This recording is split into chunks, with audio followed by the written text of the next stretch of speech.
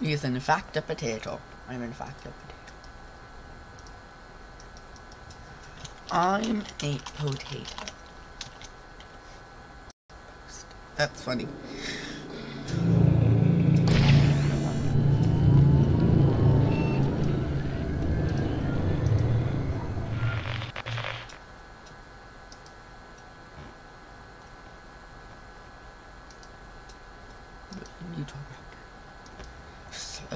Slibrus Jäger.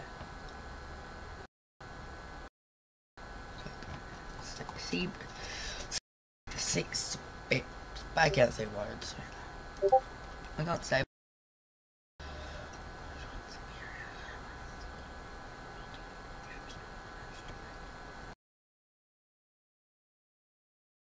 Sure.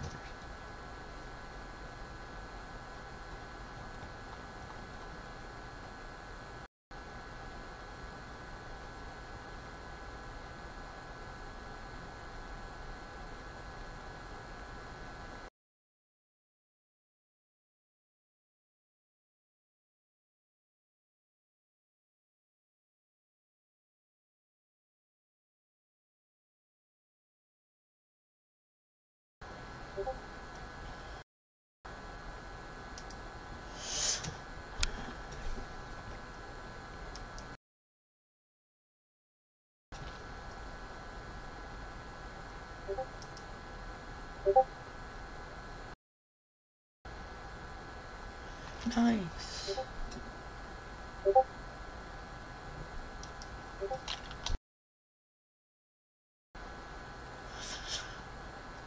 I'm just wondering, doing what?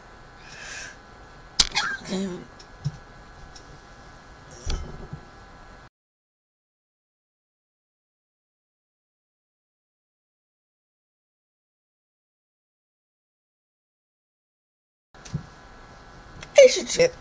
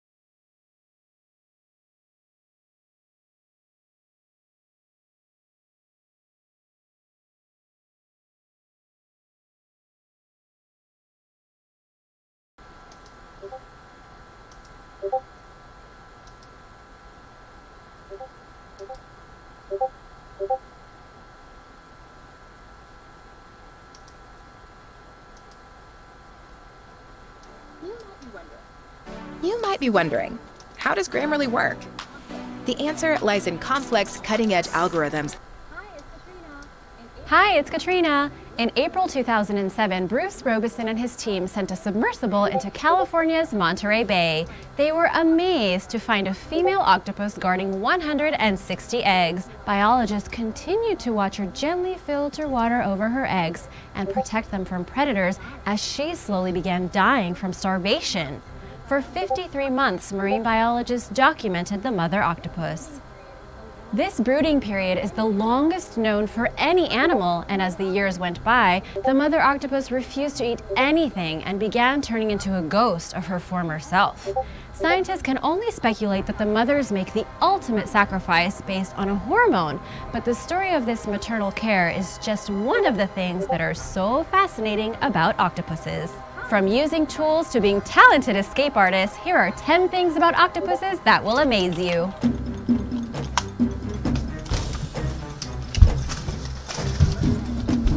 Number 10. The arms have a mind of their own. While an octopus's brain is responsible for controlling its overall movement, other parts of their bodies can actually decide what to do independently of central control.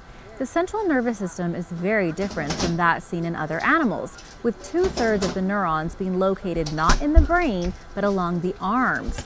This is believed to be a way to lighten the cognitive load on the brain and allow the arms to do some of the coordination processes, reactions, and problem solving on their own. I did my work. That's why octopuses seem so smart. But I couldn't find all my work.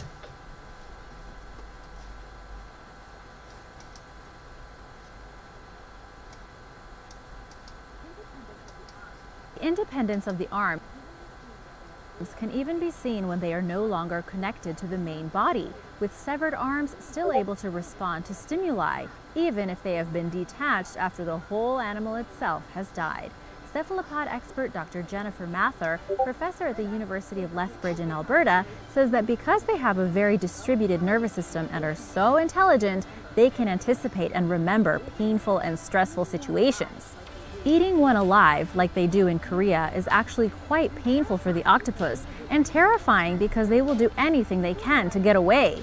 People who like sanakji risk choking to death on a live animal that they are eating piece by piece. Number 9. They use tools. We often see stories of animals like chimpanzees and crows using tools, but octopuses also do too. In 2009, researchers in Australia realized something by complete accident, that the veined octopus they were watching was making use of coconut shells that littered the seabed. It was collecting them and stacking them, and even stood tall on its legs like stilts to slide all of these shells to its chosen place to store them. Later on, it arranged the shells so it could sit inside them and use the construction as a makeshift shelter to hide and rest. The coconut octopus is also very famous for doing this, hence its name, since it is so resourceful with coconuts. There are many videos capturing the octopus doing this. This type of behavior is indicative of a high level of intellect and future thinking and planning that is rarely seen in many animals other than humans. But that's not even the best use of tools in my opinion. The blanket octopus has been seen ripping off the stinging tentacles of the Portuguese man o' war and wielding them like a weapon. They will think about what they want to do with something before they even do it. Because they are scary smart, they will keep themselves busy with whatever they have. Besides using tools, they can solve puzzles, recognize human faces, navigate mazes, and will play with all kinds of toys, from rubber duckies to playing bouncy ball with empty bottles and water currents. Good morning, Janet. Oh, what's good about it? Nothing. Number 8. Suckers are extremely strong. The 8 arms of an octopus are covered in suckers, which allow them to capture prey, move rocks, and move around. They do all kinds of things. The fleshy part of the sucker that can be seen is called the infundibulum, which is surrounded by the mucus-like epithelium. To the center of the infundibulum is a round cavity known as the acetabulum, in case someone asks you in a pop quiz. This entire structure is connected to the arm by a muscle, which allows the sucker to rotate in any direction and can extend itself to double the size. These muscles are combined in such a way that the octopus can actually move an item along its arm just by using the sucker. The suction cup shape of the suckers is part of the reason that they are able to hold onto things so tightly, in some cases being able to lift weights of 35 pounds. But there's more to their structure that gives them extra strength. When looked at under a microscope, a series of concentric grooves can be seen on the suckers, and ridges that give them the ability to form a tight seal around irregular objects and shapes. Number 7. They eat their own arms. Octopuses have actually witnessed autophagy, which is basically self-cannibalism. Under certain conditions, they'll actually eat their arms. This isn't normal behavior, but what they exhibit when they're particularly stressed. When an animal is in such a stressed state, they become susceptible to illnesses, and octopuses are thought to become vulnerable to a form of virus or bacteria. The irritation they feel from this infection is very uncomfortable, so biting the affected region is believed to help relieve the pain. Essentially, by amputating the bad arm, it can prevent the condition from spreading to the rest of the body and help stave off any further problems. A healthy octopus will never do this though, and it's a sign that, especially in captivity, the environment is not suitable for their needs. For an octopus in an aquarium, bad handling and bad husbandry can cause this. Since they are so smart, they easily get bored too, and boredom leads to stress and then severe consequences, which could ultimately lead to its death. Number 6. Camouflage. One of the most amazing things about octopuses is their ability to camouflage. They, like other cephalopods such as squid and cuttlefish, have what are known as chromatophores underneath their skin. These cells use a combination of pigment, nerves, and muscles to change their appearance, and are activated by the neurons in both the brain of the octopus and those that are in the arms. Once the signal is sent, the change appears to ripple throughout the body. But there's far more to it than simply changing color. They can also mimic textures by altering the papillae on their skin, and can resemble rocks, sand, and any other surface they happen to be on. The mimic octopus can even go a step further than this and change its appearance to look like an entirely different animal. It's very sneaky and will use its mad skills to look like something dangerous, like a lionfish or a sea snake. Underwater, you never know for sure where an octopus might be hiding. Number 5.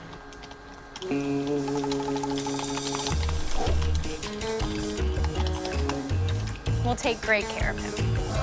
We get it. They don't live long. Perhaps the most surprising thing about octopuses is their very short lifespans. For a creature with such high intellect and abilities, they have a life expectancy that's far less than other marine creatures. Of the 300 different known species of octopus, the giant Pacific octopus lives the longest at an average of 3 to 5 years.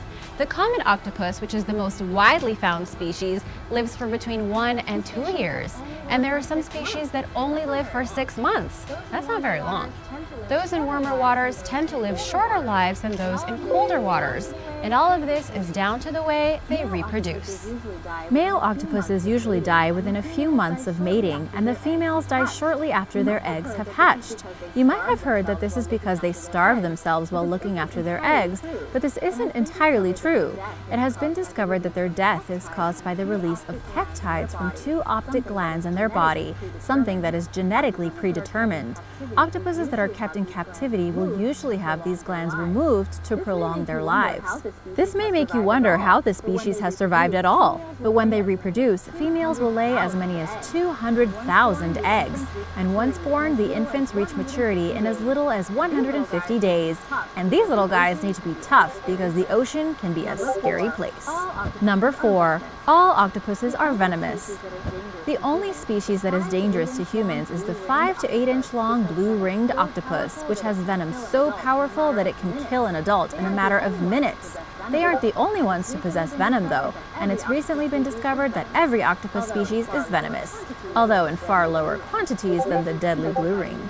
Research conducted by the University of Melbourne took hundreds of samples from cephalopods around the Great Barrier Reef, Hong Kong, and Antarctica, and they found venom proteins in all of them.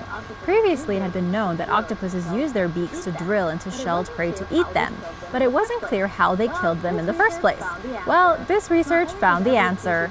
Not only does every species have venom, but all of the various venoms appear to have a common ancestor. They also have similar proteins as are found in other venomous animals such as snakes, which raises questions about where every venomous creature on Earth fits into the evolutionary ladder, and whether they are more closely related than we thought. Number 3. They can open child-proof bottles. It's well known that octopuses are very agile, and you'll often hear stories about ones who have managed to unlatch their tanks and escape. This dexterous ability can even extend to opening child-proof bottles, something that they can learn to do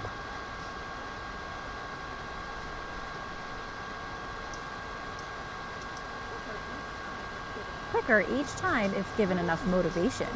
Originally, the experiment involved a screw-top bottle containing a tasty morsel of fish or crab. Each time it's presented.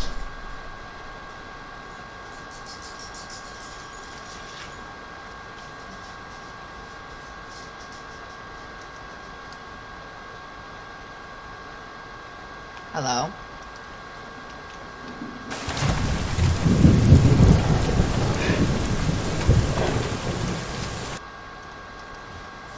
Hello, Molly? Hello?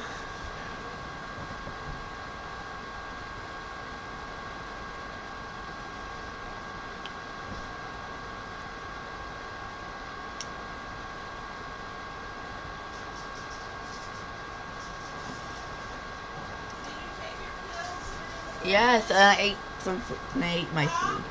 Yes, and I ate my food. And I did my work that I could find. Because I couldn't find my math. I couldn't find my, geography or ELA. Or something.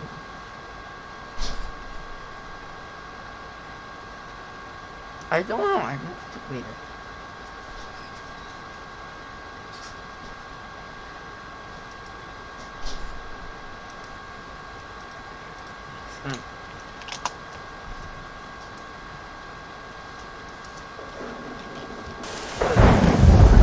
Growing is Superman.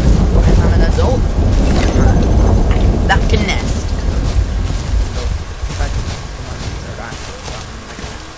It's really good for everything can nest all the gentry. But,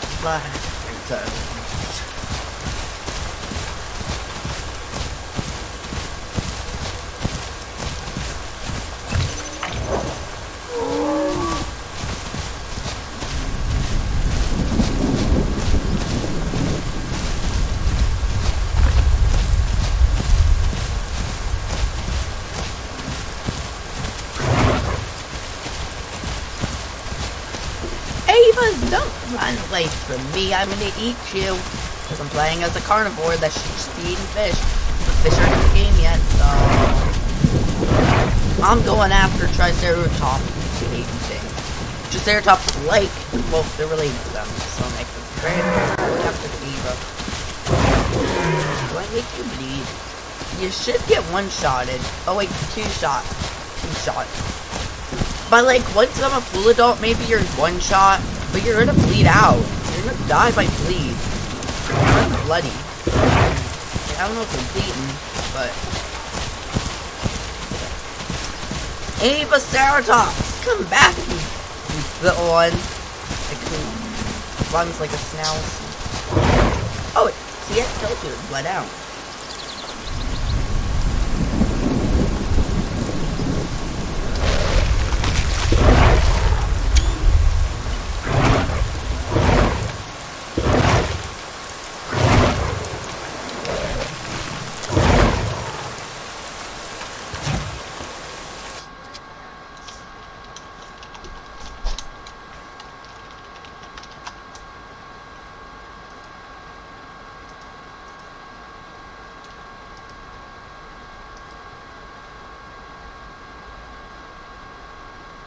Oh, yeah.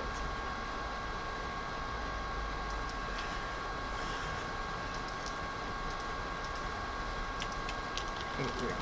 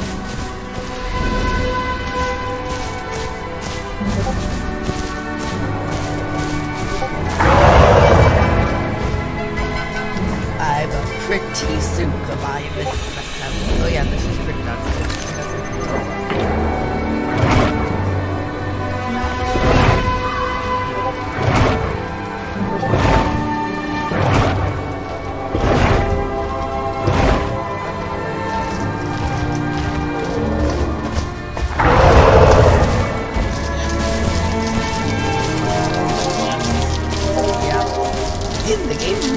Well, this is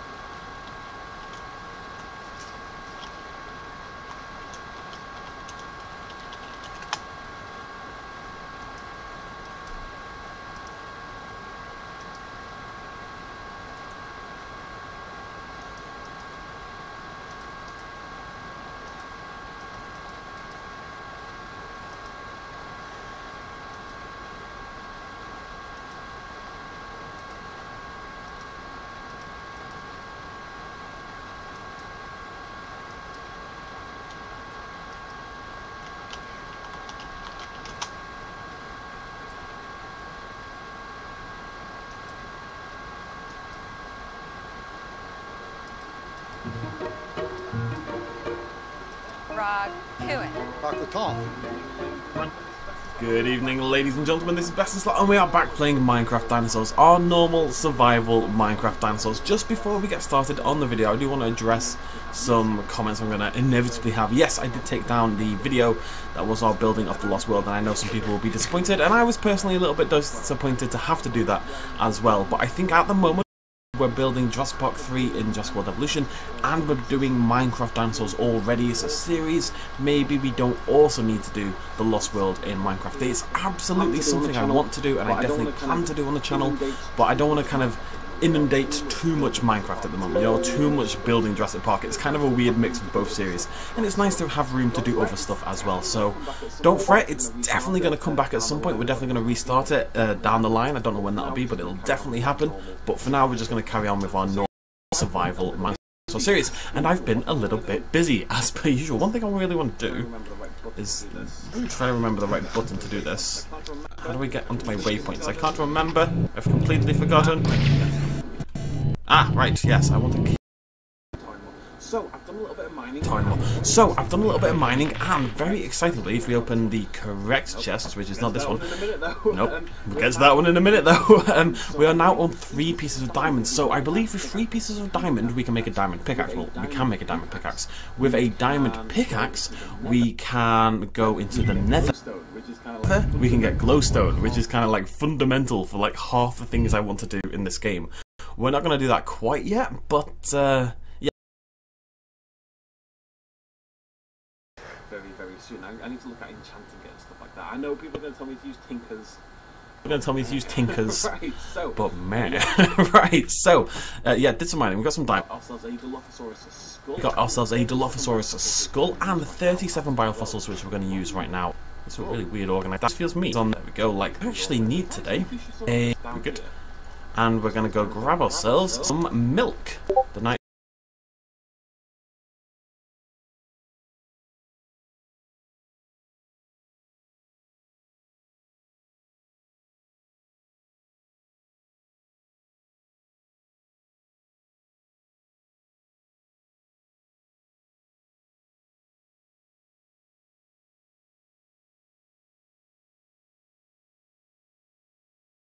It's dark and full of terrors. Maybe we should go to bed, but yeah, the whole area is so. I think Tempo's gone to sleep inside the wall. Oh, I should mention, yes, today is going to mark the first day we use the cutie, and oh, that's a creeper.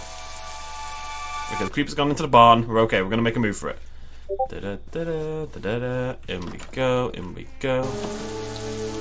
Yes, we're going to use a cutie. So if you go into the description of this video, you may have already signed up because of my Jurassic World Evolution series, but if you go into the description of this video, you'll see a cutie. You can sign up, and what that's going to do is let you name all our creatures in Minecraft. So all you need to do, I'm going to group them into 4 categories, like herbivores, carnivores, prehistoric mammals, well, prehistoric Cenozoic creatures, and aquatic creatures, or something like that. I'm going to think of a designation. And you will leave a name suggestion down below. Tag it with the correct category and tell me what you're naming. So you just go like, oh, hello, cheeky. I did see that. Let's grab that. Try to find a way to get out. Can I leave that there? Is that fine? That's probably fine, right? I can't see that going too badly. Beautiful. Goat, I don't know how you're alive, but you're doing very well. And where is our... Right, so for example, if you wanted to name our Smilodon, you would go onto Cenozoic creatures and tag your comment with Cenozoic creatures, and then you'd write Smilodon name suggestion, and you'd base it on the gender of the creature. The only dinosaur that has a name I'm going to say is Tempo. Tempo is already named and does not need a name, but everyone else in the game needs a little bit of love. So I will leave that down below. You guys can do that, and next episode we'll go around and name all of our dinosaurs. I still have no idea how name tags actually work in this game, but we can hopefully get some ink and do all that malarkey as well. Alright, back to the lab. I really like this exhibit. It needs trees and stuff, but beyond that, I really like it. Back to the lab. Blah, blah, blah, blah, blah, blah, blah, blah. Nope, but organise that because it's going to upset me otherwise. How are we doing? Oh, right, okay. Hey, Brachiosaurus, oh my god, Parasaurolophus, that's awesome. That's interesting.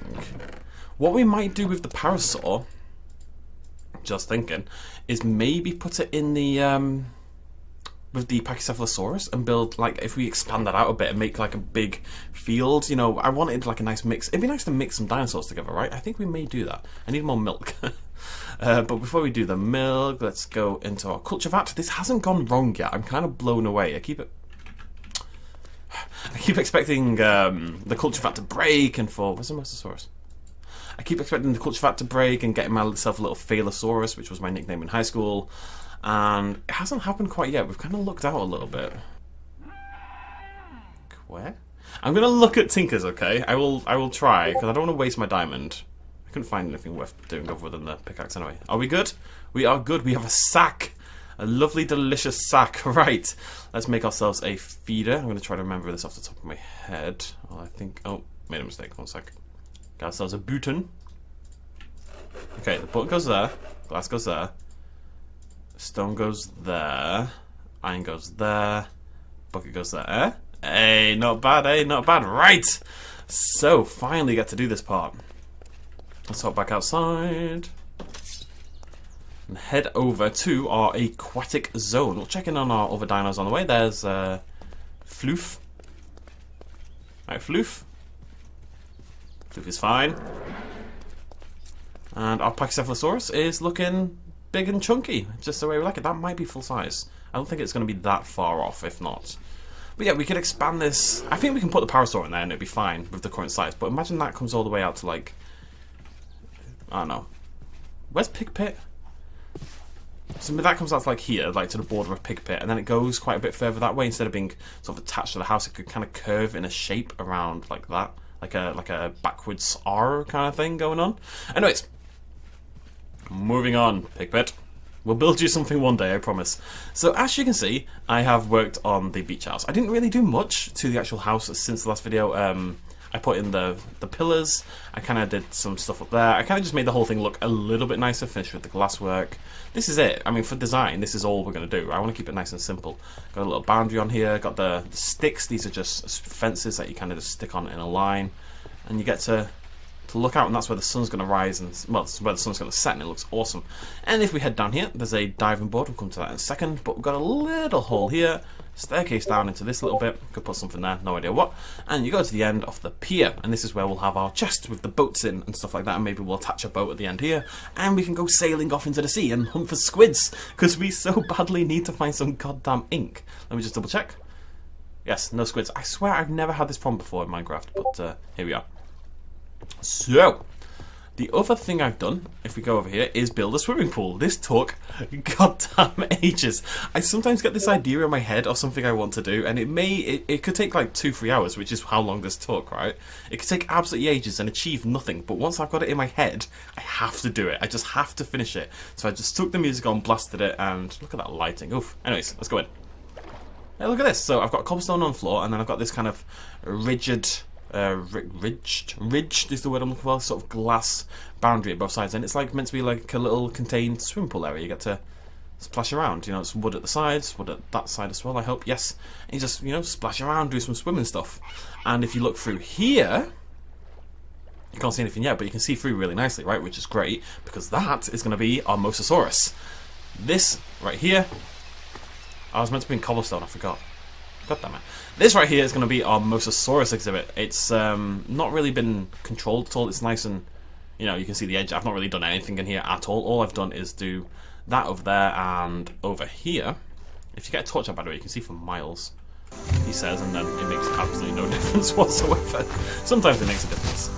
Right now, not really. Yeah, I've got a bit... Oh, I'm dying already. Is there a way to increase my breath time? Because that's insane. Yes, over here we have a big wall of glass. So on the other side, you'll be able to see in. Now, I've had a couple of ideas for this. One thought, I love that by the way. One thought was that maybe we could do a like a Jurassic World kind of thing, Jurassic World kind of thing. Have like a big door in the middle of the glass to let the Mosasaurus out. We can build something like that if we can get like a metal texture block somehow, and maybe we can do something like that. We need to go home because I'm going to die otherwise. So. Maybe we can do something like that. However, what I'm thinking more is building like a underwater viewing zone kind of thing, just like in Jurassic World. You know, we'll go down the glass wall and be able to view the Mosasaurus through the glass wall. We've got this massive glass wall, right? It seems silly not to use it. What is that? Oh, that's a pit. Wait, is that the Stegosaurus pit? Oh, wait, please. Look at that.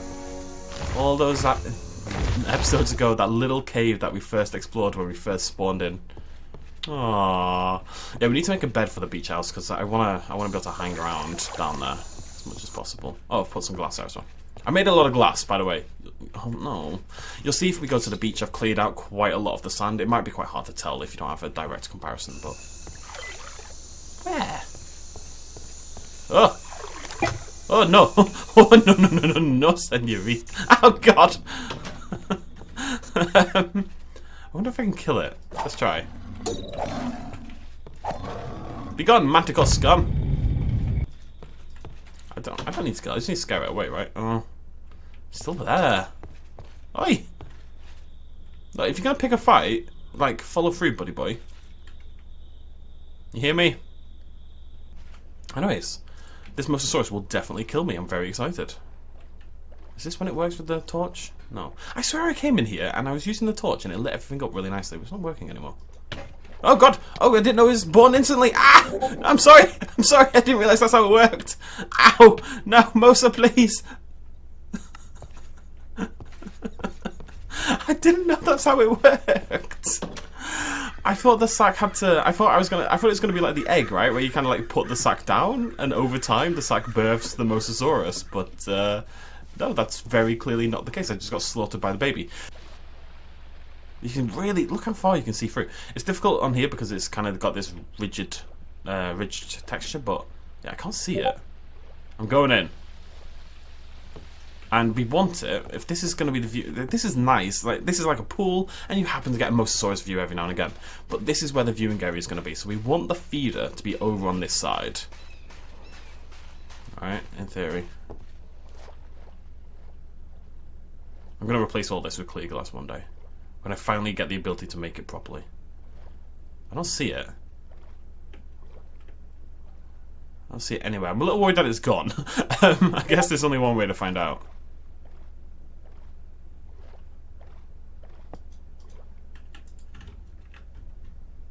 Mosa? Ah! God, it found me! It found me! It found me! No! Mosa!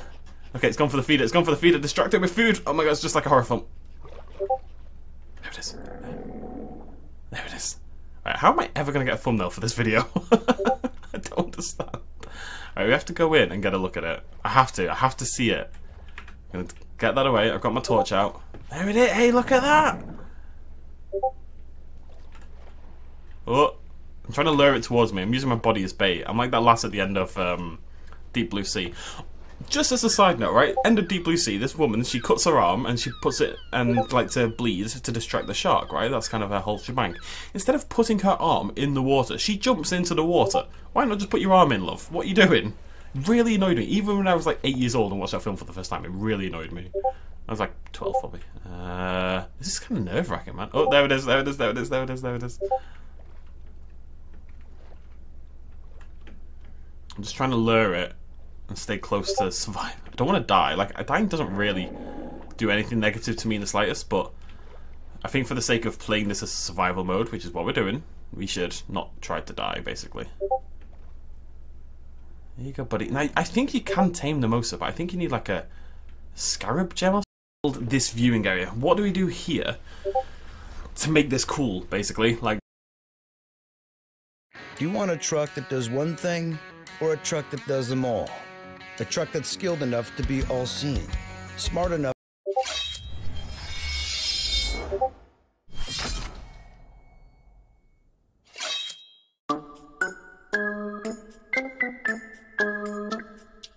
Next up, we have Golem, the Megaton Pokemon, and the evolved form of Geodude and Graveler. This Pokemon is one of those with a pretty cool design, even though I don't know what it's supposed to be exactly. What is it, like a turtle? I guess it's a turtle. I don't know. Golem debuted in the anime, where it defied Poke logic by shrugging off Bulbasaur's grass attacks before succumbing to Charmander's fire ones. And another Golem does this in the first movie by losing to Pikachu's electric attacks, even though it's a ground type. Yeah, we're still trying to wrap our heads around on that 2 decades later. But here at FSG, we prefer order to chaos, and thus we will examine Golem in the competitive scene, where this nonsense will never happen. So as always, we pose the question, how good was Golem actually?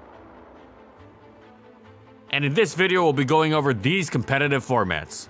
Ever since the beginning of Gen 1 overuse, Golem has been locked in a battle with Rhydon for the title of Superior Rock and Ground type, a niche incredibly important because they hard counter the otherwise terrifying Zapdos, who's one of the most lethal Pokemon available if the rocks aren't around. Now, before you ask why they aren't automatic additions to teams in that case, it's because they're slow, they get countered by the omnipresent Exeggutor, and they're weak to the omnipresent ice moves. This isn't to make them sound bad, it's just to illustrate that their main quality is not without drawbacks. They have other positives too, of course, and the differences between the two have split the opinions of Gen 1 battlers for 2 decades. Rhydon is more powerful and bulkier on both sides thanks to its massive HP stat that also allows it to put up 101 HP substitutes, thus surviving seismic tosses. Golem is faster and has explosion, so let's see how this concretely affects the game. Defensively, there isn't much of a difference. Blizzards and Ice Beams 2-hit KO both, Snorlax's Earthquake 3-hit KOs both, Exeggutor's Psychic is a 4% 2-hit KO against Rhydon and 23% against Golem, while Alakazam is 48% against Rhydon and 78% against Golem. Realistically though, it's about the offensive numbers and tools. Golem's extra speed is better against Rhydon, and that's about it. Explosion lets it take out about double the amount of Tauros before dying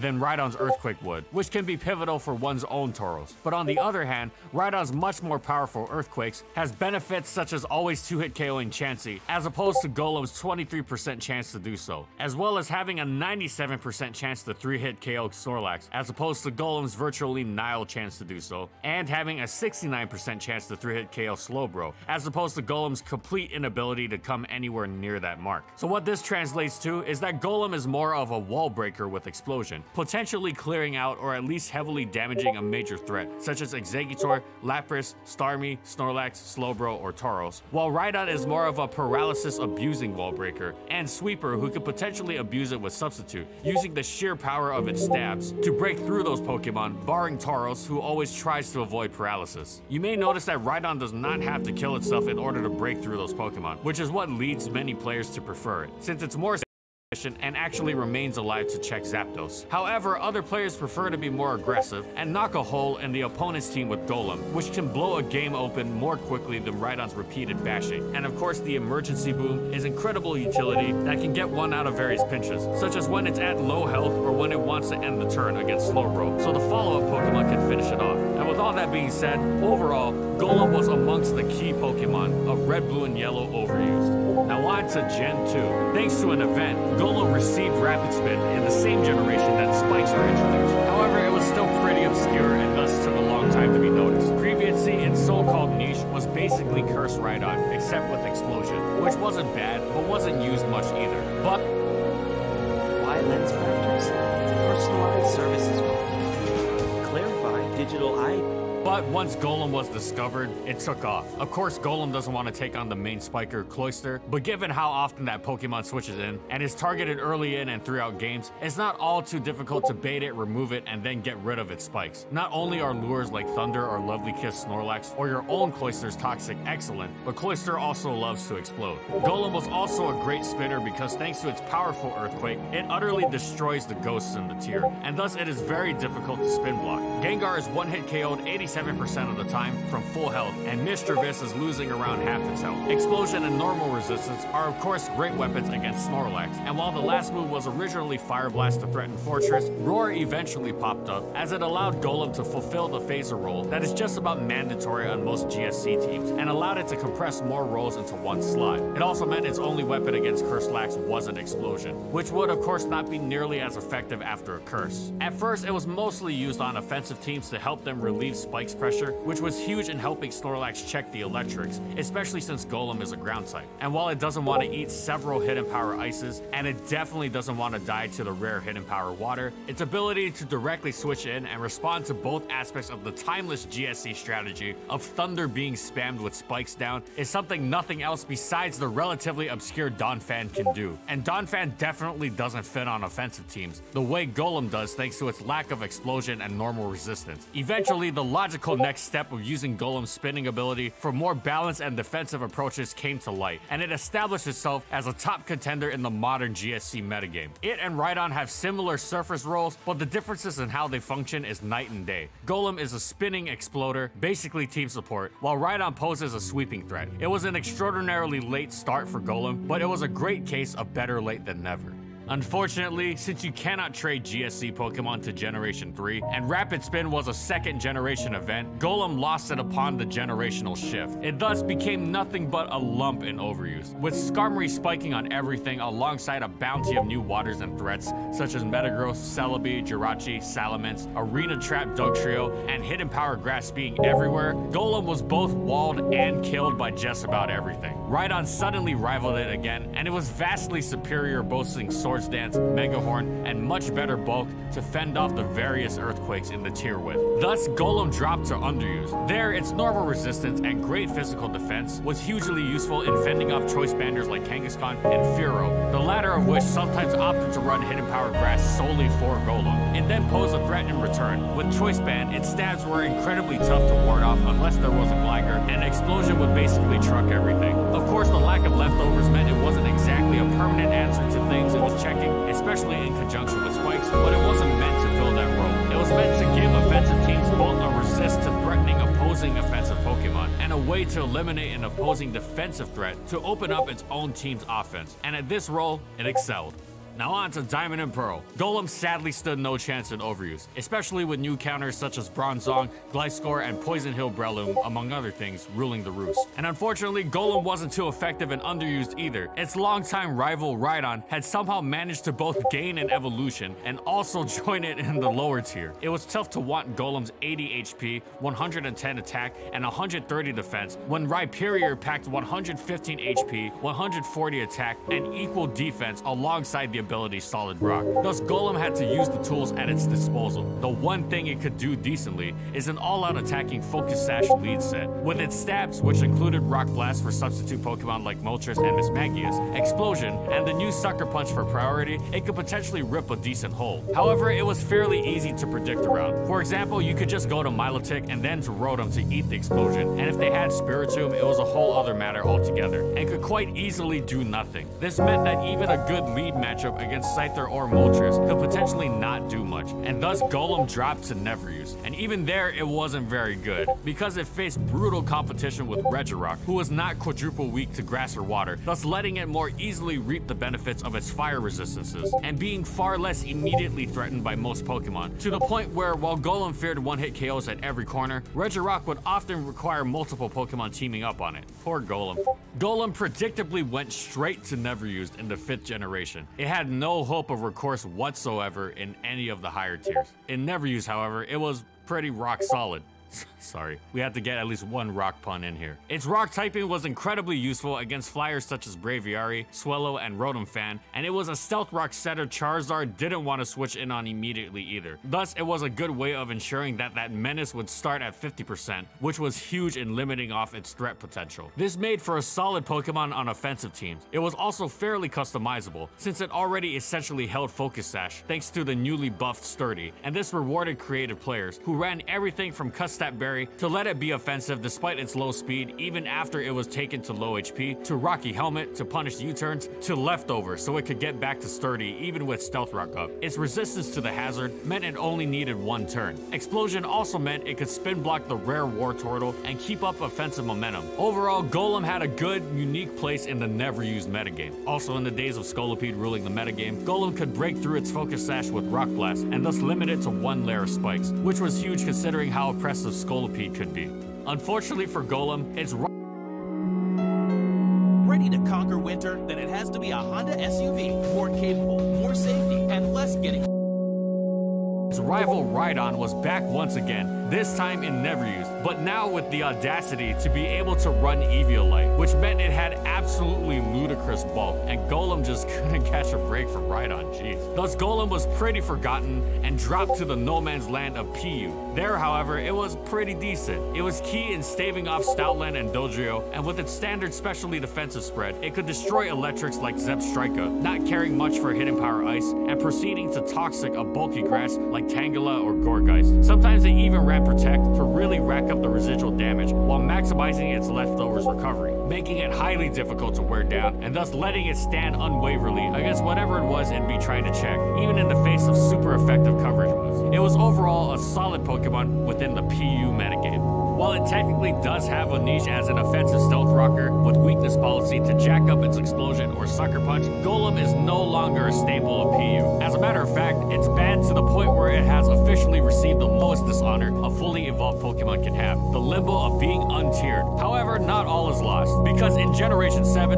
Golem also got a regional variant, which is short for Alolan Golem. It gained a unique typing of Rock and Electric, and got some awesome new abilities. Now technically, this Golem is also PU, where it is outclassed by Probopass. However, it does have a very specific niche in overuse. It possesses Magnet Pull, trapping steel types, and with Earthquake, it destroys Heatran. This is an absolutely incredible niche, considering how many Pokemon become dangerous once Heatran is out of the picture, such as Tapu Bulu and Mega Scizor. Of course, it needs a Choice Scarf, but that's a small price to pay. It also must be careful about switching in, since it is of course completely shattered by Earth Power. However, with good prediction, it can potentially reward its user like nothing else. But Girna also takes massive damage from Earthquake, and Excadrill is dispatched as well. These are things that Magnezone couldn't dream of. In a pinch, it can also take a Mawile Sucker Punch and remove it for good. With Wild Charge, it also crushes Celesteela, so long as it doesn't switch into a Leech Seed. And Fire Punch dispatches Ferrothorn and Mega Scizor. And this isn't a gimmick. Good players have used it in important games. It's not an OU staple, of course, but it definitely does have its small place in the metagame, which is quite nice after so many generations of being awful.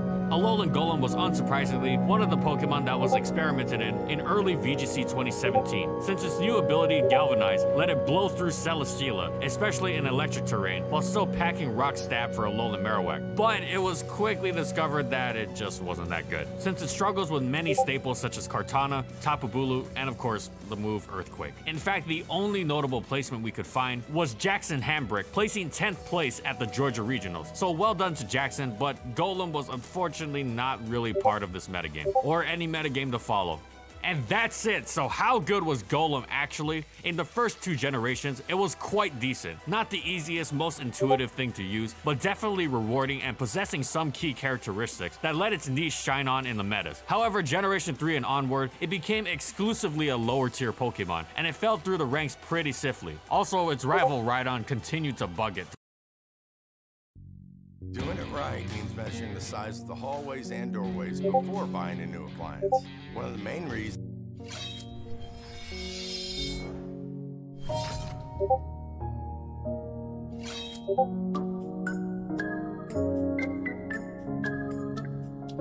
Next up, we have the legendary Phoenix and an often misspelled palindrome, Ho-Oh, the guardian of the skies and master of the legendary beasts, has been capturing fans' hearts since the first episode of the anime, when Ash saw it fly over a rainbow. You know, back when it technically didn't really exist yet or have a name, and was hugely popular as the mascot of Pokemon Go. Now, aside from that, and of course the remake Pokemon Heart Gold, it hasn't had many other appearances besides the cult classic Pokemon Colosseum, where it foiled Evice in a dramatic fashion, and also you had to collect and purify every single Shadow Pokemon if you wanted it for yourself. But it speaks to how iconic its original appearances are, when it remains such a fan favorite without any artificial pushes from Game Freak. But as for the competitive scene, we're about to find out if it soared on its rainbow-colored wings or if the turkey went bad in the oven. So let's find out how good was Ho-Oh actually.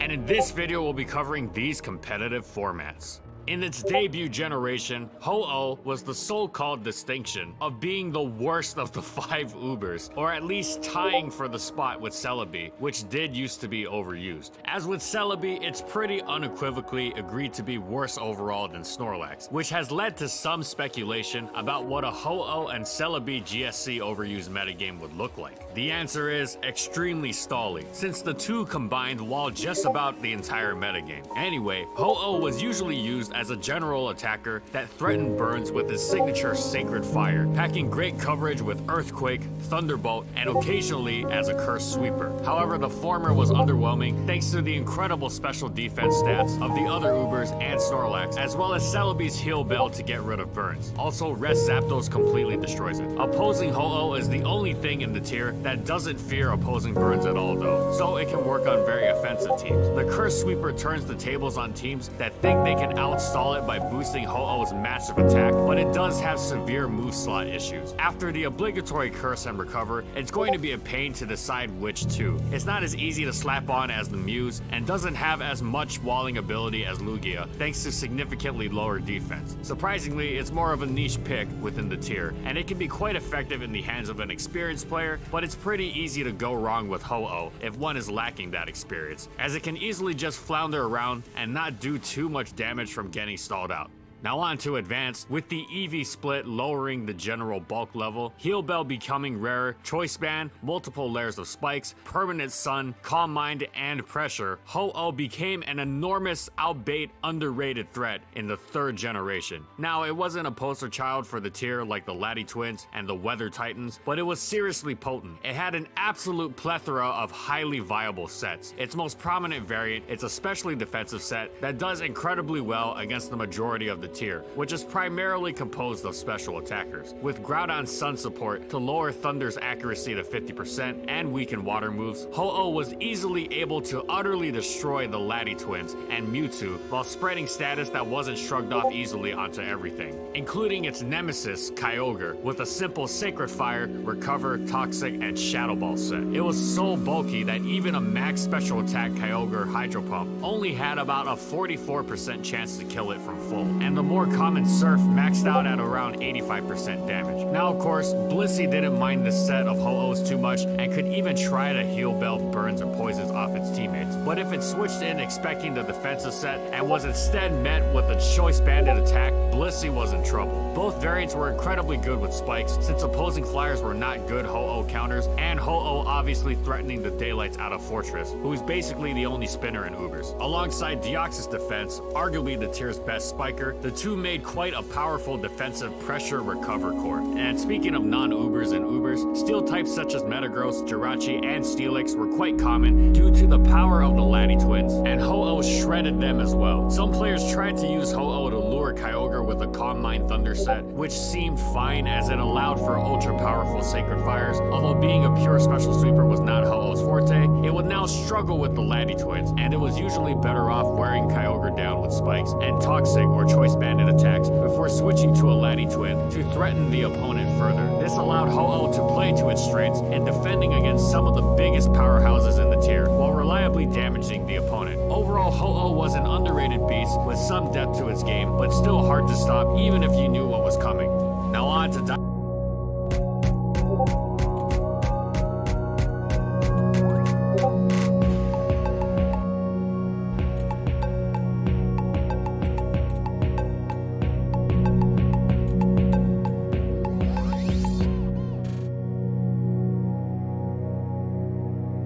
Diamond and Pearl, you already know what I'm going to talk about first. The introduction of Stealth Rock was incredibly crippling to Ho-Oh, as it is with a lot of Pokemon, and when it could only switch in a few times, it was a lot tougher to gain use out of it. Spinning was also quite difficult with the power of Giratina, and in Platinum, Giratina Origin. The physical special split also meant Ho-Oh had no strong stab to dent Kyogre with, and with those things running choice specs now, no one wanted to give them free switches. Other threats like Dialga, Palkia, and Garchomp also didn't make life easy for Ho-Oh at all. And sure, nothing really liked taking a Sacred Fire burn, but Ho-Oh was so difficult to safely get in that it was not used by most top players. And outside of a few gimmicky stall teams that used it alongside its counterpart Lugia, it was mostly forgotten through the generation. That is, until Heart Gold and Soul Silver came out, and gifted Ho-Oh brave bird. It went from being helpless against Kyogre to utterly walloping it. And the same goes for Giratina Origin form. Stealth Rock was still very much an issue, but now Ho-Oh was actually worth clearing the field of Stealth Rocks or simply dealing with it. Heatran becoming prominent in the latter stages of the generation meant that many teams that relied on it to take common fire attacks would crumble, since Ho-Oh could just earthquake it to death. And an enormous special defense and roost meant Ho-Oh didn't care much for Giratina Origin, Latios, and Dialga's Draco Meteors, as well as Palkia's Spatial Rend and Darkrai's Dark Pulse. And this also meant that many common offensive teams struggled to damage it as they were pounded into dust, with Sun doing its usual job of jacking up Sacred Fire, making Thunder accuracy a coin flip, and now making sure Palkia's Water Stab was a non-factor. Even Groudon wasn't a safe bet because it often ran Rock Polish and a Swords Dance set, with Dragon Claw as the final attack, because the Lati twins and Giratina Origin were so important to be able to kill, and without Stone Edge, Ho-Oh feasted on it. Being able to easily one-hit KO Fortress made it a natural pairing alongside Spikes as well, and against hardcore stall teams, even defensive Kyogre and Giratina would be hard-pressed to stand up to it. If one could commit to the monstrous task of dealing with Stealth Rock, be it via pulling off a spin, preventing it with taunt, sleep or offensive pressure, or simply getting Ho-Oh in before they went up, it could produce some pretty tremendous results, despite being so high maintenance in nature. And with that, Ho-Oh went through a drastic change in the Ubers tier of the 4th generation.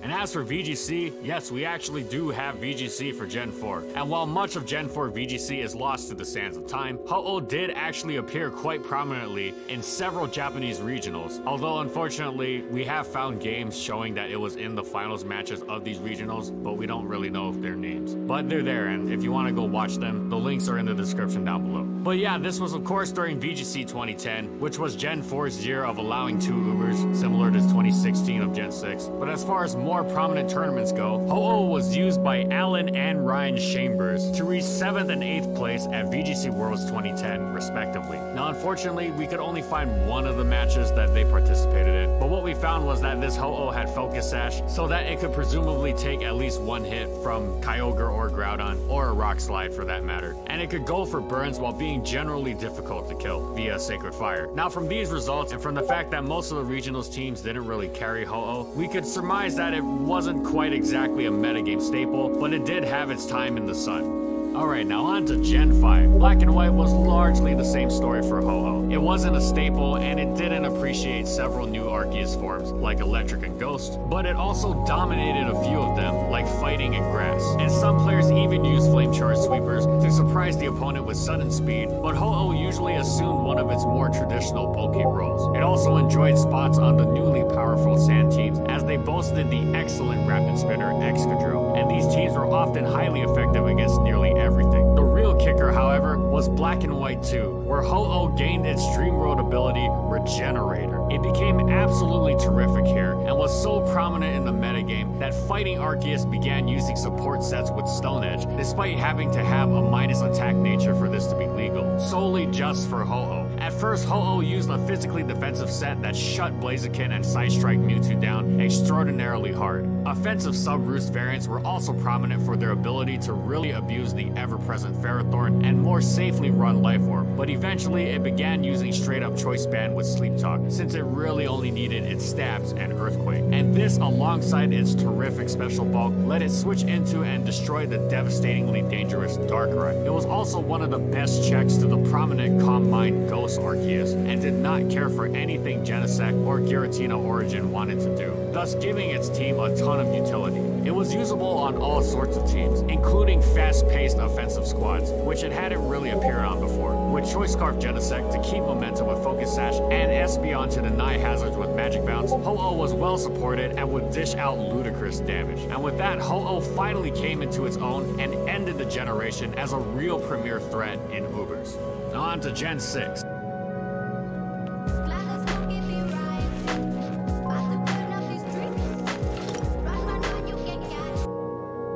Ho-Oh was a threat from the very beginning of XY. With the fog coming into existence and being easy to fit on Arceus forms, it became even more top tier. Now, it didn't enjoy Groudon's Sun no longer being permanent, but it did enjoy Kyogre's Rain getting the same treatment. Choice Band sets with Sleep Talk were a highly useful, easy fit again, because Darkrai was once more a terror on Hyper Offense, and while it wasn't a full-blown counter to Xerneas, it could at least help in the collective anti-Xerneas effort that every team needed, often being EV'd to live a +2 Thunder from full health. It also utterly destroyed Veltal, whose Oblivion Wings and Dark Aura Dark Pulses sliced through most other teams and checked Mega Lucario. Ho-Oh didn't need to invest in defense at all, since it checked these incredibly dangerous Pokemon and was an offensive powerhouse, so it was quite popular. Also, Klefki and Mega Scizor were highly common to deal with Xerneas, so Ho-Oh could often be paired with it for easy entry to dish out some highly powerful attacks. Sand with Excadrill was also quite common to check Xerneas, and this was relevant to Ho-Oh because Excadrill could also spin Stealth Rocks for it. Ho-Oh's Sand teams were once more incredibly solid, not just because of their type synergy, but because Ho-Oh's biggest issues were being paired with a defogging Arceus that didn't match up well against a solid Hyper Offense team with taunts, offensive pressure, and smart use of Darkrai's Dark Void, which would then mean Ho-Oh was starting at 50% and would easily get run over by just about every Pokemon. Excadrill alleviated this greatly thanks to its speed and Ghost being less common on these teams, so it didn't even necessarily need Tyranitar's help. And upon the release of Omega Ruby and Alpha Sapphire, a lot of stuff changed for Ho-Oh. Its Sacred Fire would no longer be sun boosted unless it faced an opposing Primal Groudon, which was also part fire, so it couldn't be burned, and resisted it to boot. Although given how much special defense it ran for Xerneas and Primal Kyogre, in addition to not being able to hold leftovers, this hit still stung. Primal Kyogre was now completely immune to Sacred Fire, and thus couldn't be burned. Realistically though, Ho-Oh preferred to spam Brave Bird anyway, since Mega Salamence existed as well, and it ran Refresh or Facade, which alongside Roost would run through Sacred Fire's 8 PP pretty quickly, making Brave Bird the superior move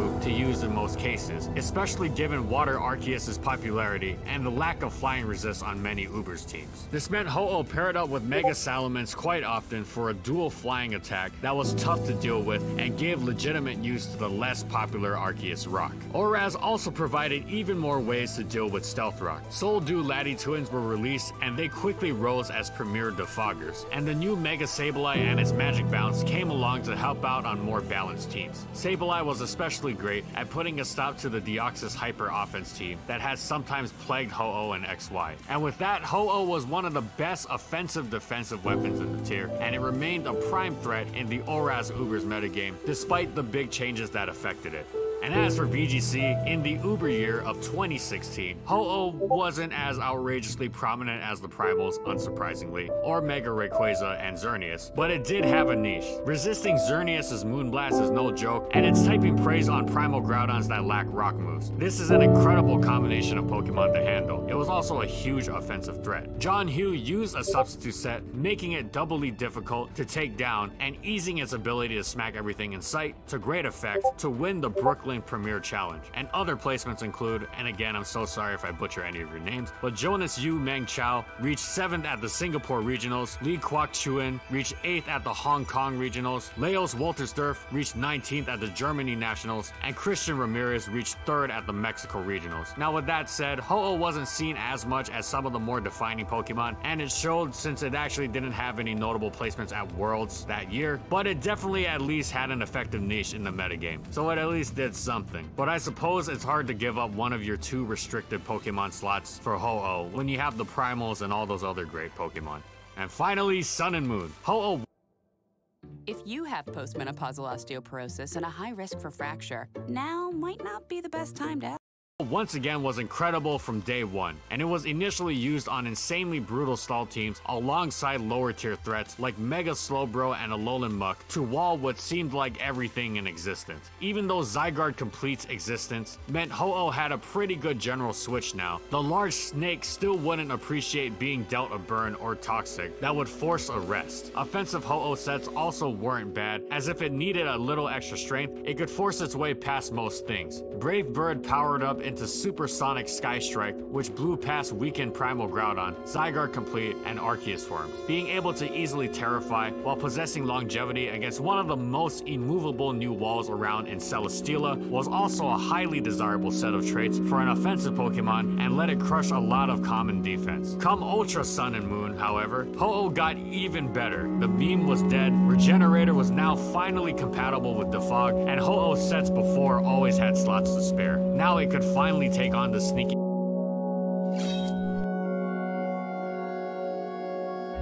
Charizard is one of the most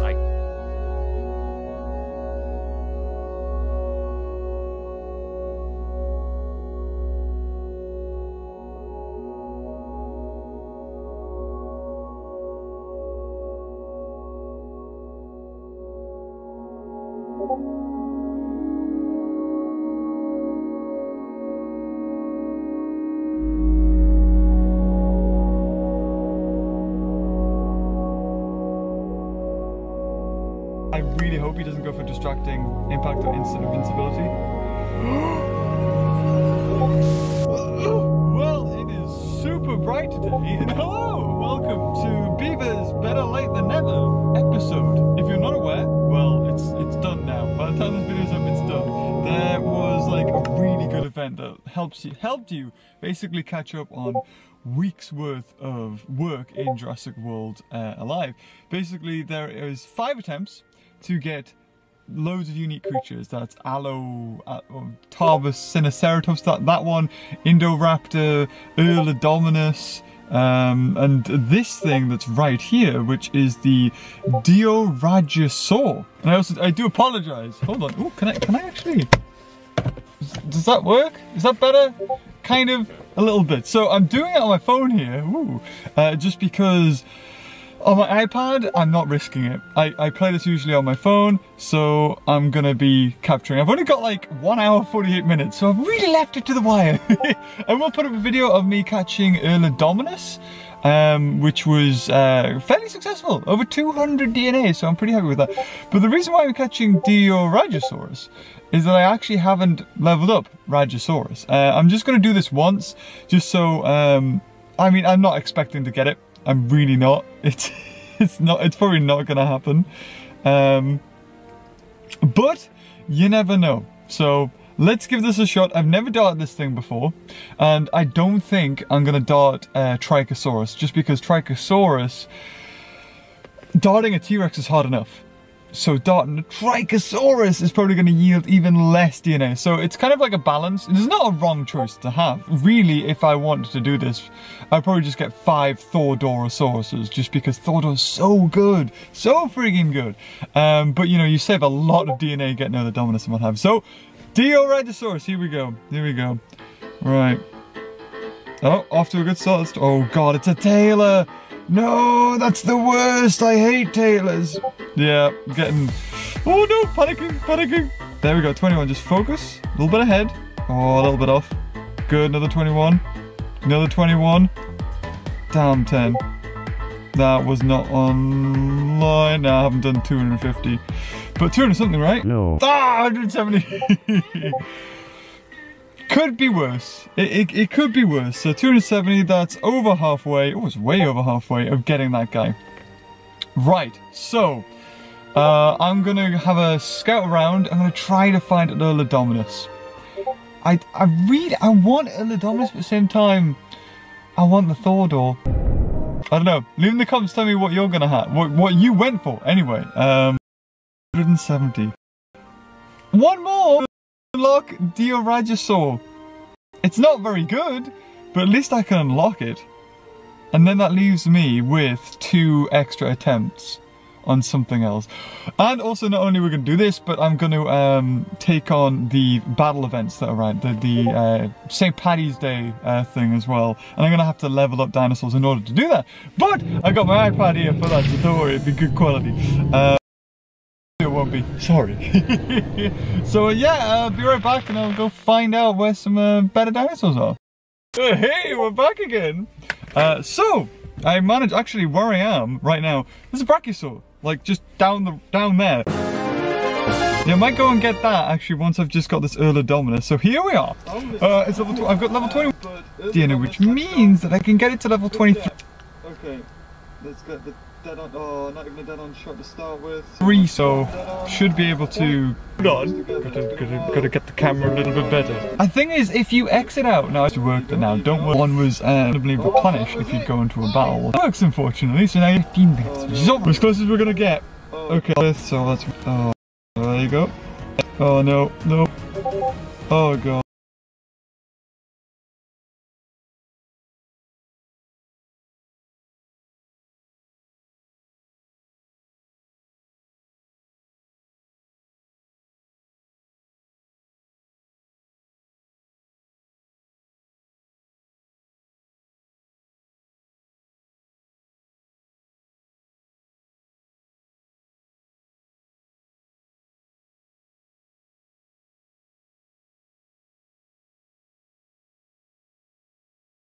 God. Oh, I was hoping to get a dead on shot at the end. I was hoping to get a dead on shot at the end. I was hoping to get a dead on shot at the end. Taking me to 186 though. Taking me to 512.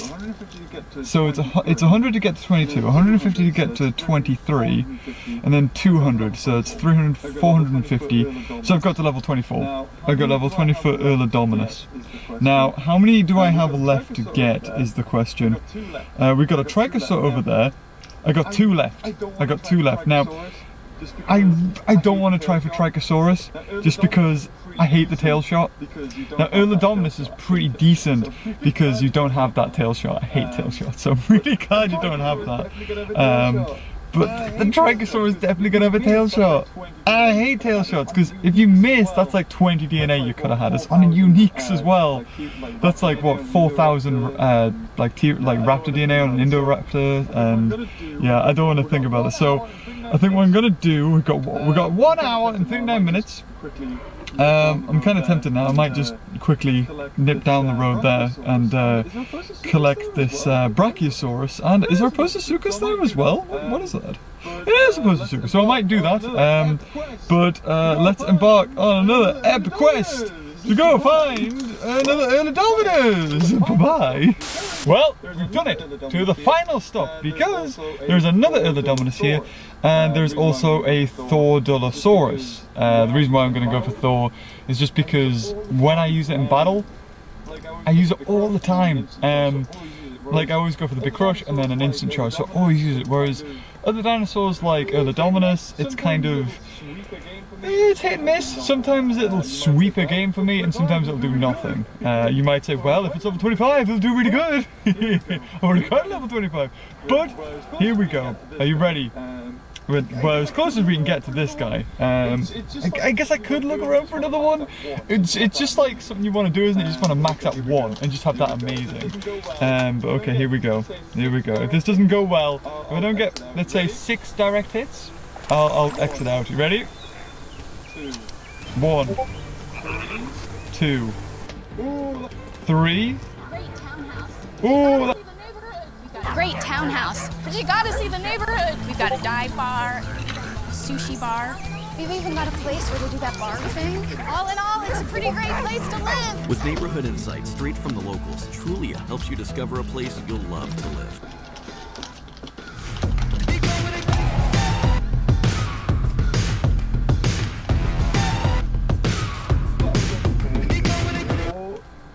That was almost 4.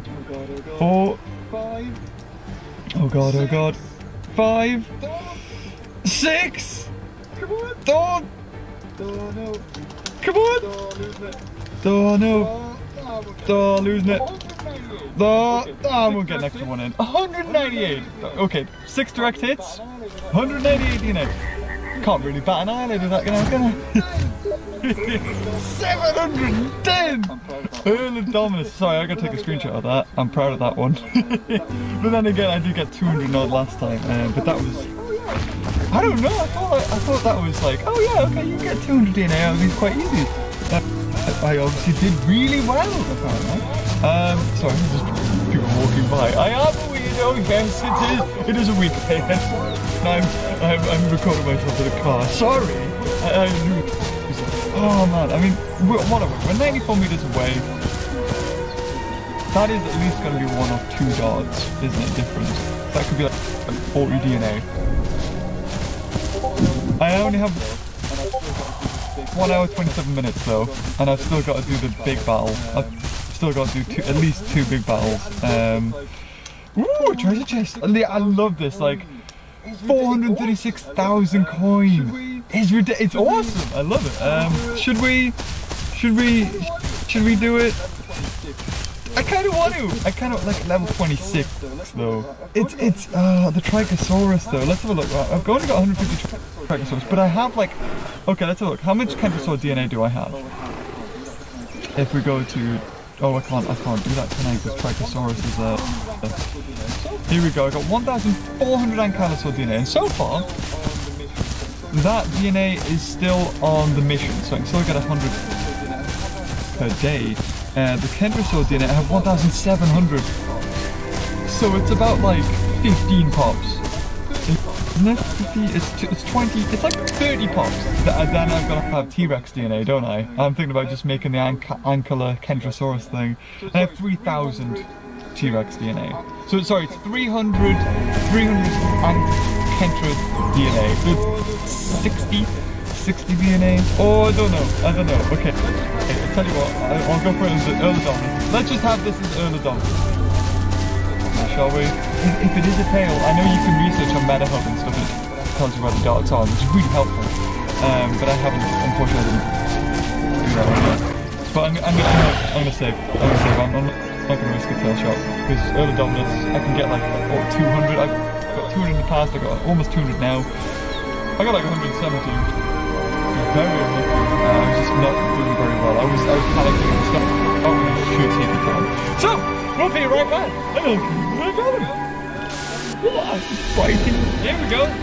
Found the last place, and it's that point for an Early Dominus. I apologize. I actually regret. You know what? If I'm gonna get something new out of this, I may as well get this Duregisaurus.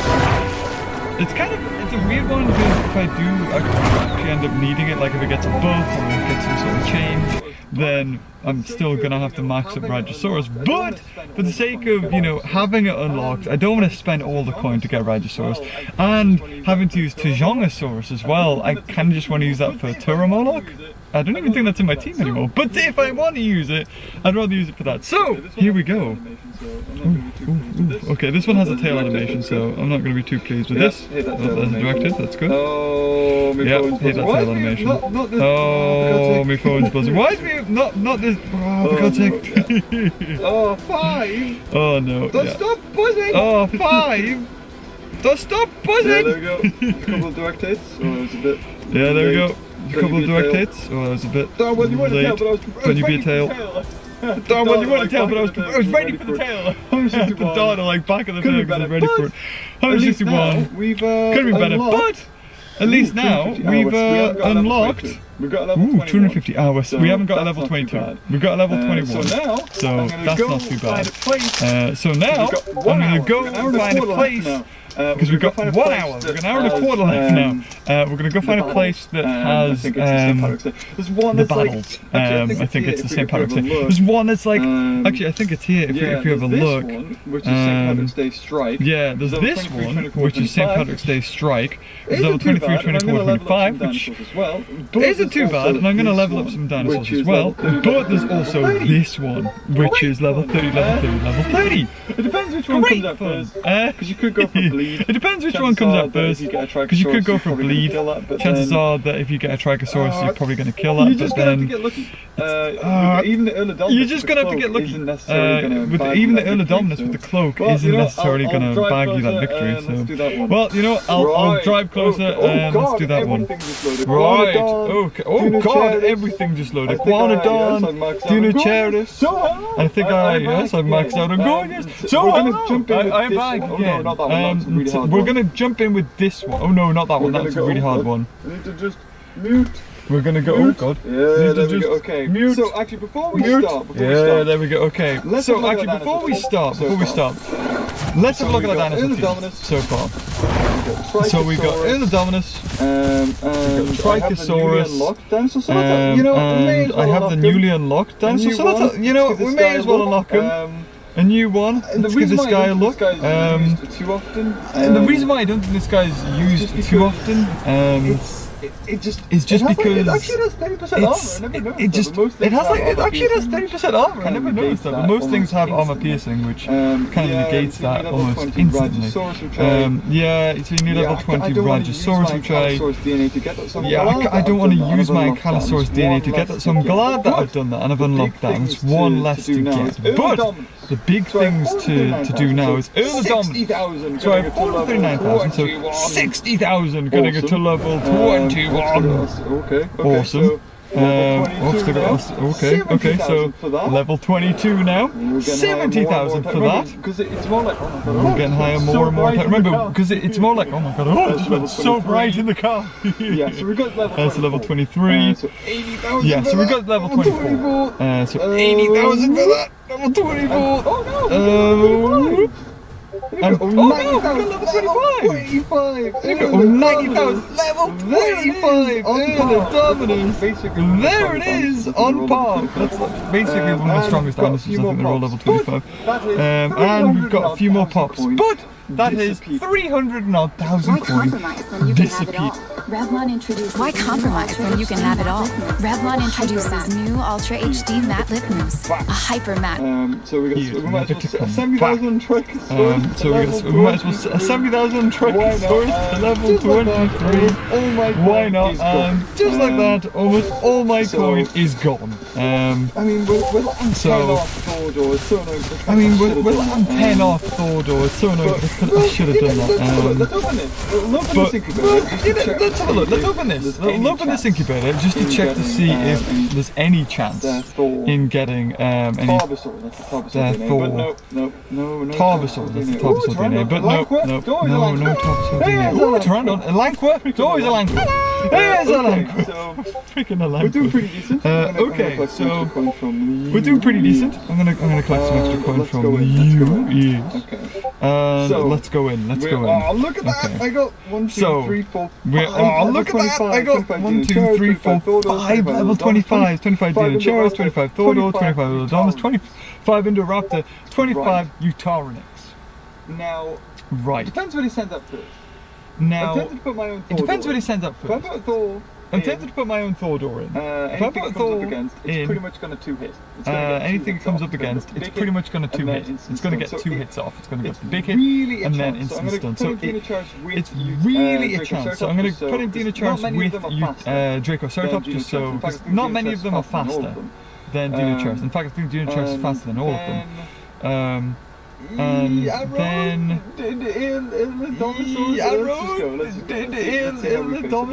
let's just go. Let's see how we face up against this. Put in Thordor first though. Doesn't matter what we're up against. If Urlodominus goes for Cloak, if Thordor has his own, we're quicker anyway. So, right, we've been hit by 1. We've been hit by 1 here. Hopefully he doesn't get a crit with it. Oh! He's almost dead! And I would have perfected that.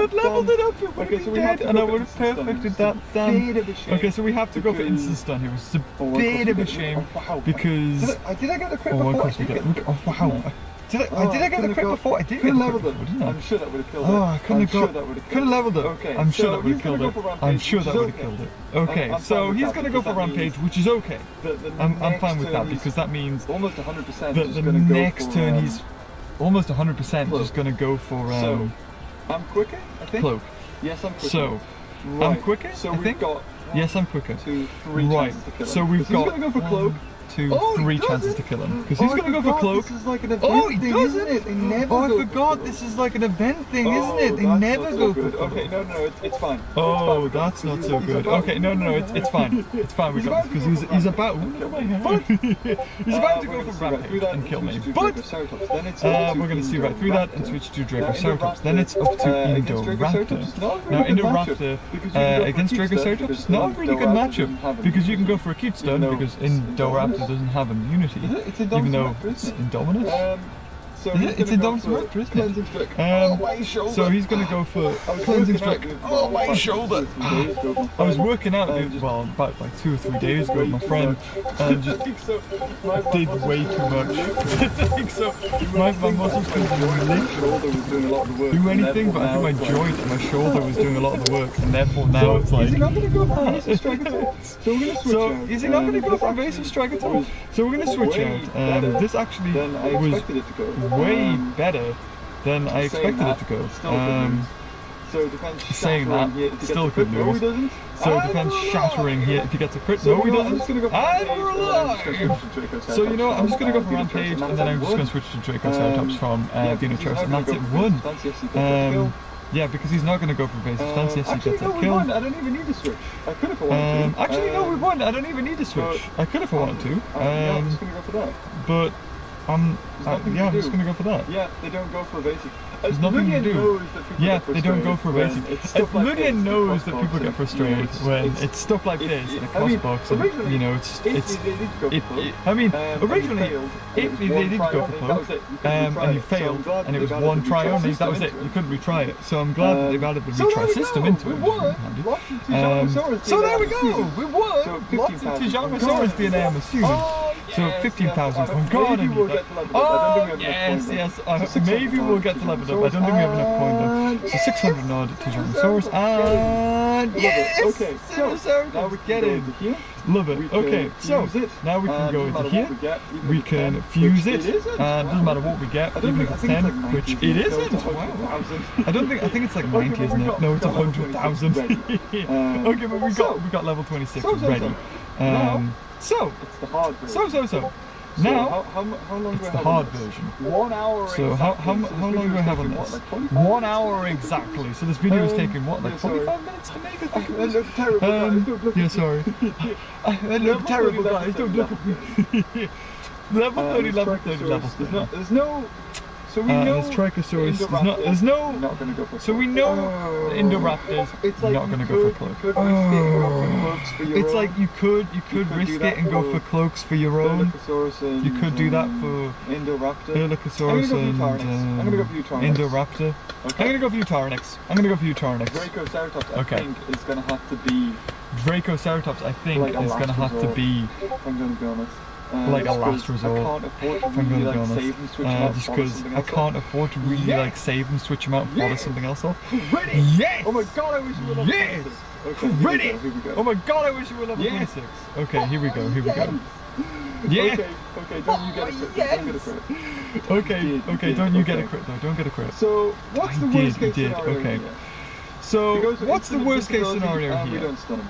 He goes for instant invincibility and we don't stun him. How about we just switch to Dracoceratops and kill him? And kill him? In my head it is. Seems like the better option, right? Although we may have in my head it is. Although we may have just killed Dracoceratops because. That's great, actually. Oh my god! That's great, actually! What? Oh my god! If it was Indoraptor, we'd lost. Yes! What? If it was Indoraptor, we'd lost. Because he would have went for Cleansing Impact and killed it. And had a high chance of getting a crit. So this one, Distracting Strike, unless it gets a crit, which even then I don't think it would have killed us. This is really good. So we go for a Acute Stun. This is really good because we switched to Thordor. It's gonna be close. This is tough. It's gonna be close. It's gonna be close.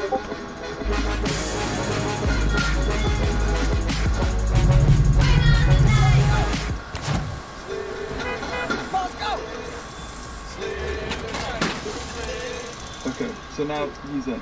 You can do whatever he wants, but okay, so now he's in. You can do whatever he wants, but I'm going to fodder off Thordor. And I'm kind of okay with that. Completely fine with me. Greater Rampage. That's completely fine with me. So we don't have anything that's quicker. That's the only downside.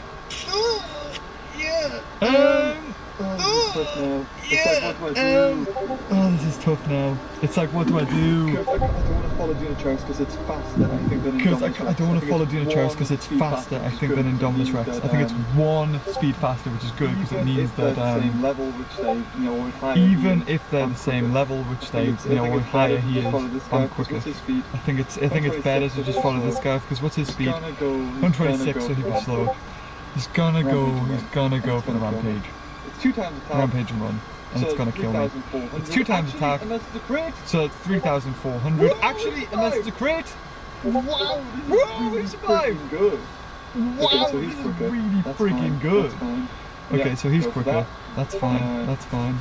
Yeah, go for that. Go for stun. Go for. May as well. Go And for then stun. switch to Dracoceratops? May as well. And then switch to Dracoceratops? Yeah! If he's stunned, please be stunned. Oh my god! Guys! Oh my god! Are we gonna do this? Guys!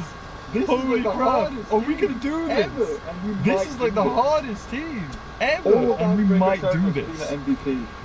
All down to I Dracoceratops should being the have had MVP. 25. Ooh, Now, ooh, this I is should have great. had another 25. Dinocheris. Now, this is great. Is it great, Dinocheris, is it great though? I don't know if it... Who doesn't say me? I don't know if it... Who doesn't say me? Hold on. Something's not registering as Hold good. on. Something's not registering as good. Something's not... I've almost had it. I've almost got it. It's going right in my head. And something not quite is going right in my head. Okay. Okay, I'm gonna risk it. Okay. I'm gonna risk it. Okay, I'm gonna risk it. I shouldn't have done that. I'm gonna risk it. Oh, no. Oh, no. I should have done that. I shouldn't have done that. Oh no. If it was Oh no. Ooh, if it was Ernadon! Oh man. Okay. I'm gonna go for Rampage. Okay. I'm gonna go for Rampage. I'm gonna go for Rampage. I'm gonna go for Rampage. I'm gonna... Oh! Like, I could have done double that damage. Double that damage! Okay, and heal. But, actually, no, I couldn't have. I couldn't have. What am I talking about? Okay, and heal. He's got greater stunning Rampage and Impact The and thing Run. is, he's got greater stunning Rampage and Nothing I've Impact and Run. Nothing I've lost. I think I've lost. I can do. I think I've There's lost. nothing I can do. There's nothing I can do. Did I There's use nothing I can do. Dinocheris here at all? Did I don't use think I did. Dinocheris here at all? I should have had I don't think I did. I don't think I did use it. I should have had Early Dominus. Because I was just going to go for Rampage Run and kill me. Is he going to slow me? What's he going to do? Is he going to slow me? What's he going to do? Oh, okay. What? Right, am I dead? I can't be dead, Oh, right? okay. Right, Oh, am I I'm dead? alive. Okay, I can't be go dead, for a right? stun. Oh, I'm alive! What do I do here, Okay, let's guys? go for a cute I'm stun. gonna switch out. I'm gonna No? switch out. What do I do here, guys? I'm gonna switch out. I'm gonna switch out. I'm gonna switch out. What? He's I'm gonna not switch going out. for anything. What? He's not going for anything. Okay. Okay. This is Okay. gonna be it. This is Okay. it. The final This could gambit. be it. This Let's is go it. for This cloak. is the final gambit. I We really go hope for he doesn't cloak. go for distracting impact or instant I invincibility. really hope he doesn't go for distracting impact or instant invincibility. Don't give me that! Don't go for instant invincibility! Please don't! Please don't! Don't give me that! Don't go for instant invincibility! Please don't! Please don't! Please don't! We've won. Holy crap! We won. We've won. Holy crap! We've won. We did it! Yes! Yes! We did It it! doesn't matter what he does! Yes! It doesn't matter what he does! Yes! Drago It doesn't matter. Doesn't matter what he does. Drago Saradoms takes it. 200 bucks. Oh my god. Well spent. Oh my We did it. god. We frigging did it. We did That it. was lucky. I thought We frigging did it. If he went That was instant lucky. invincibility, I he would've got me. thought out of anything, if he went for instant invincibility, he would have got me. Unless he's programmed not to do that. Incubators! Oh, there's another 15,000 coins. Legendary incubators! Oh, there's another 15,000 coins. Oh, I'm so close! Hold on, we might be able to get this. We might be able to upgrade four-door here. Mosasaurus. Okay, what else can we get? Brachiosaurus, alright. And... Yes! 222! Awesome, okay. So all I need is 31. Oh, there it is. 100,000. Go in! Thordor, you deserve a... 100,000. 26. Wow. Oh, and there it is. Wow. So our team, this event was amazing. I loved it. So I went from a level 22 Earlodomus to a level 25 Earlodomus. I went from a level 22 Trachosaurus to a level 23. And having that other Vagisaurus hybrid and spending thousands of coins to get it, to getting it, and I got a lot of coins. I got 24 coins! Anyway, enjoy this video. I'm going to go home now, edit this, and make sure that it's going to be tonight's video. Let me know, how did you get on with that event? It was look. If he hit me with that big hit, he was level 30. He was Trichosaurus level 30. If my cloak hadn't worked, for a level Everyone health isn't much for a level 30. 2 times damage. Let's have a look. At level 20. 2 times by 2. Yeah, you would 1,452 times by 2. Yeah, you would have killed him. It was literally do or die there. 50% chance and got lucky. So, yeah, let me know how you got on. This is going to be a long video. But I hope you enjoyed it. Oh, bye-bye. What is he done?